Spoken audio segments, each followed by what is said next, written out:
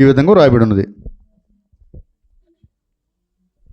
యెహోవా దుష్టుల చేతుల నుండి నన్ను విడిపింపుము, బలాత్కారం చేయువారి చేతిలో పడకుండా నన్ను కాపాడుము. వారు తమ హృదయములలో అపాయకరమైన యోచనలు చేయుదురు. వారు నిత్యము యుద్ధము రేపే చూచుచుందురు. పాము నాలుక వలె వారు తమ నాలుకను వాడి చేయుదురు. వారి పెదవుల క్రింద సర్ప విషయం ఉన్నది. యెహోవా భక్తిహీనుల చేతిలో పడకుండా నన్ను కాపాడుము, బలాత్కారం చేయవారి చేతిలో నుండి నన్ను రక్షింపుము. నేను అడుగు జారిపడినట్లు చేయుటకు వారు ఉద్దేశించున్నారు. గర్విష్ఠులు నా కొరకు ఊరిని త్రాళ్లను చాటుగా ఒడ్డి ఉన్నారు. వారు త్రోవ పక్కను వలపరిచి ఉన్నారు. నన్ను పట్టుకొనుటకై ఉచ్చులు నొగ్గి ఉన్నారు. అయినను నేను యెహోవాతో ఇలాగూ మనవి చేయుచున్నాను. యెహోవా నీవే నా దేవుడవు, నా విజ్ఞాపనకు చెవియొగ్గుము.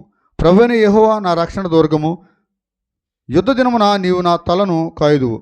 యెహోవా భక్తిహీనుల కోరికలు తీర్చుకుము.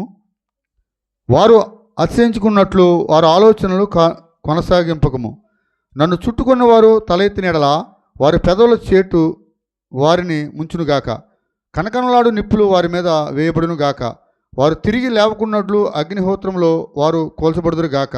అగాధ జలంలోనికి త్రోయబడుదురుగాక.